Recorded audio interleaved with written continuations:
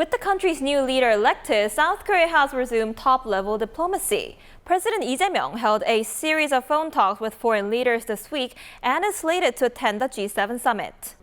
For more on this, we have our correspondent Kim Bo-young in the studio with us. Bo-young, welcome. Thank you, Eunji, for having me. So, Bo-young, why don't we start with the phone calls President Lee has recently made with foreign leaders? Sure. President Lee held a series of phone talks with foreign leaders. U.S. President Donald Trump on the 6th, Japanese Prime Minister Shigeru Ishiba this Monday, and China's President Xi Jinping the next day. Lee is said to have had a friendly talk with Trump where they affirmed the importance of the ROK-US alliance and agreed to strive toward reaching a mutually satisfactory agreement in terms of tariff negotiations as soon as possible. 4 days later, the U.S. State Department confirmed the phone call between the two leaders, with a spokesperson saying that Washington is confident that the two countries' alliance will continue to thrive under the new South Korean president's leadership. In terms of a call with Ishiba, they agreed to build a stronger, more mature bilateral relationship and further affirmed their commitment to trilateral cooperation with the U.S. Regarding President Lee having phone talks with the U.S. and Japan before China, an expert said Lee is just keeping a promise made before he became president. President Lee, during his presidential campaign, said that ROK-US alliance is the most top priority, and then he also put lots of emphasis on the relationship with Japan. Of course, he mentioned that South Korea and Japan, the trilateral cooperation is important. So he simply implement what he has pledged. Now with Chinese President Xi, he asked China to play a constructive role in the denuclearization of the Korean Peninsula and invited him to attend the APEC summit that will take place here in Korea in November. There were also talks with the Czech Prime Minister where both leaders welcomed the signing of the final contract for the construction of the two new nuclear power plants in Dukovany, calling it a cornerstone for further expanding economic cooperation. And more recently, he agreed to bolster strategic cooperation in the field of high-speed railways and nuclear power plants in talks with Vietnam's president and pledged to strengthen cooperation in national defense, clean energy, and critical minerals with the Australian Prime Minister. I see. And President Lee will now be traveling to Canada to attend the G7 summit.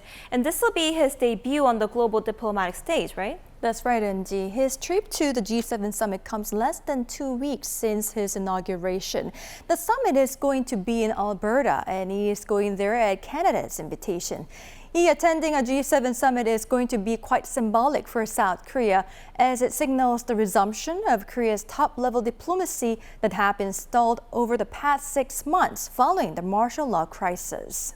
The attendance basically means that we are going to normalize things and actively engage on the diplomatic stage, though we have had a diplomatic vacuum for the past 6 months.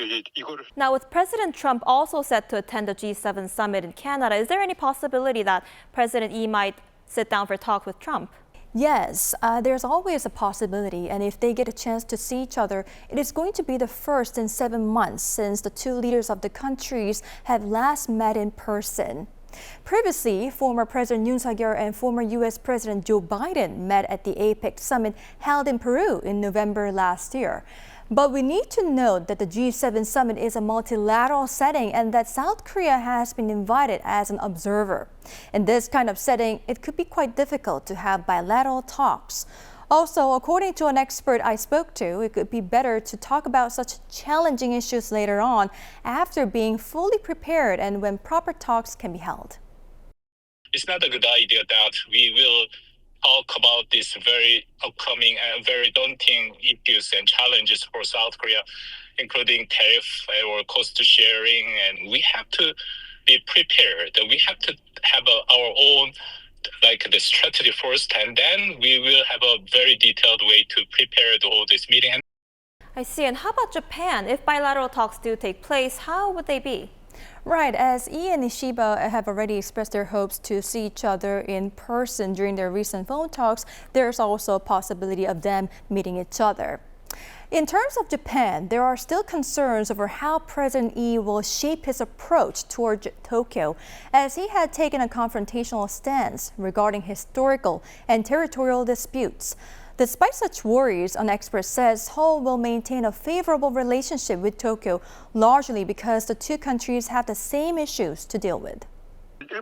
Japan is not just a country that helps us keep countries like China and North Korea in check, but also a country like South Korea that is going through some overbearing behavior from the US, and therefore we need to work together in dealing with this. All right, I guess we can see President Lee's pragmatic diplomacy right there. Thank you for the wrap-up, Ho-kyung. We appreciate it. Thank you.